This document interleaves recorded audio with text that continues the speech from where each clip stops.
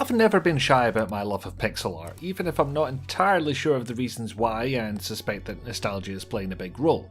I like what I like though, and big chunky pixels are my jam, but even I have to look at certain works of pixel art and think, oh, steady on there. The game what gave me these thoughts is Detective Case and Clownbot in Murder in the Hotel Lisbon, which would be rivaling that Captain Disaster game I reviewed for Game which gave me the longest path to the Game Files award had they not shortened the folder name to Casebot. And then Nerd Monkeys gave it a sequel, so I gotta wonder what folder name that'll get. It's gonna be Casebot 2, isn't it? Anyway, this game alerted me to the possibility that pixel art could be abused from the moment it gave me a menu. Or more precisely from the moment I highlighted the menu option. That's not easy on the eyes, is it? It's not just me. After that it was hard to unsee, all the pixels just looked a little bit too big. I wouldn't normally harp on about graphics for so long, I mean y'all can decide for yourself if you like the look, but it confused me so much that fingers went to keys, words went into document, and long story short, here we are. You can have a wee think about whether or not I'm crazy while I recap the story. We open on Detective Case. To Mr. and Mrs. Case, a son. Justin. Just in case.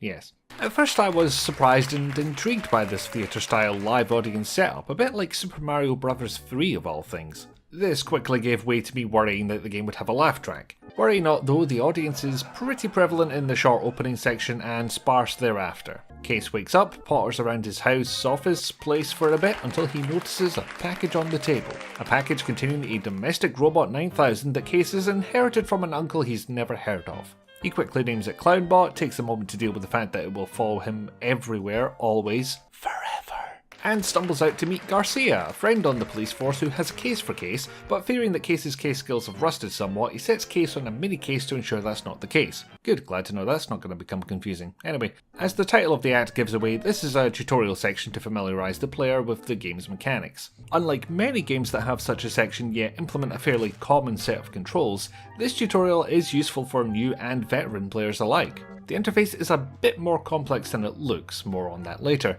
With the test passed, Garcia tells Case to meet him at the station, where we find out exactly what crime we're going to investigate. There's been a murder. Oh, what's that? You read what the title of the game is? Okay, cool, you figured it out. Let's move on. Now, something I should say up front is this looks like it could be a game for a younger demographic. It's got a cartoon aesthetic, it's clearly quite silly if the floating clown robot didn't give that away. A strategically placed hooker and a stray swear word put that theory down pretty quickly. Give the Waynes a few years before you show them this one. With that out of the way, what is so complex about the game? Well, you might see for yourself depending on who you click on first. You've got two standard verbs, use and look, maybe a bonus talk every now and then. These all appear in a coin interface. Not my favourite since it doubles the number of clicks you need to do, but I can see a justification for it here. Clicking on Clownbot will give you access to the main menu, get a reminder of your current objective, have it tell a joke, or access your inventory of unknowable eldritch horror. Or Johnny as it's known. Not all characters will need the full set of verbs, so the coin interface allows the game to show only what's needed. Clownbot can also call a taxi for purposes of fast travel, although given how long all the animations take, I reckon it's only marginally quicker than walking. Unless you're already indoors, I guess. I don't know how much time that saves, but it's pretty funny. Then there's one final part of the gameplay, unusual and important enough to warrant its own paragraph of script. In the course of your duties, you'll be called to perform interrogations. This sees either Case or Clown, whoever you choose, matching a crucial question to an important item, usually to catch somebody in a lie. Get the combination right 3 times and you'll crack the suspect? Wait, that's not how this works. Although it does look like everyone you interrogate has a breakdown when you win, so maybe that's right after all. I like this mechanic, it's very Phoenix Wright in my estimation. Picking out the correct item and response based on the situation and the facts you already know. It can be brute forced by trying every combination, although there's a lot of them, so although a single failure past the first question will send you all the way back to the beginning, you can't permanently fail them. You can just try again.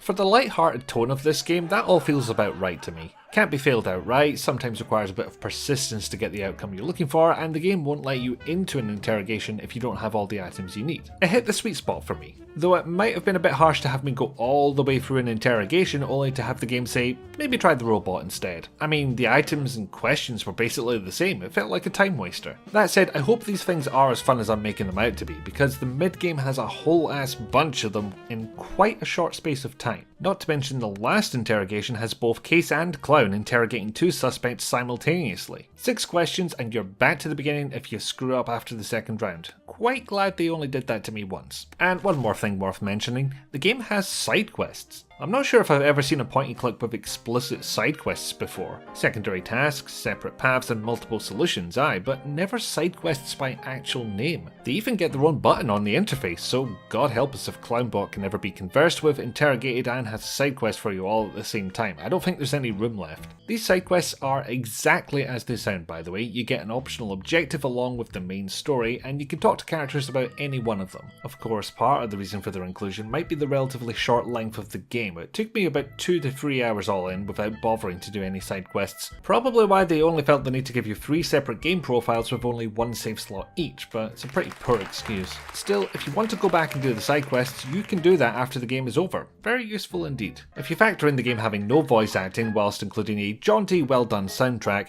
£5 feels like the right price. There's a few negatives I could throw in here, and ultimately will.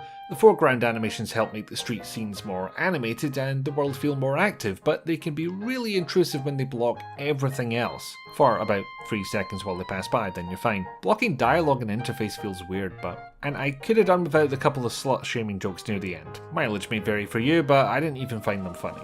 All told, I had fun with this one, and I hope the developers did too. I love to see people have passion for what they do, which is the only reason I can think of why you'd go to the effort of including a stand-up comedy minigame in your point-and-click adventure. No, really, this is a thing. Clownbot is up on stage and you help him deliver the correct punchlines to jokes, or you deliver the wrong punchline and instead help him dodge tomatoes, and bottles, and people. The game is never afraid to get ridiculous provided it doesn't affect the gameplay, and I admire that. Finding out something daft like parsnips are an alternative currency even though the game didn't bother to tell you, something like that, not fun. Finding the game's dev team hiding in a half-finished alleyway, fun. Characters wondering out loud why they never actually get into this cab before it sets off, fun. I had fun, it's a fun game, it has its flaws but I found it fun. There you go, video over.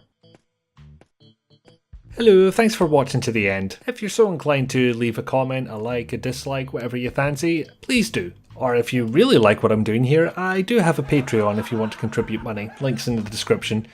Thanks again and cheerio.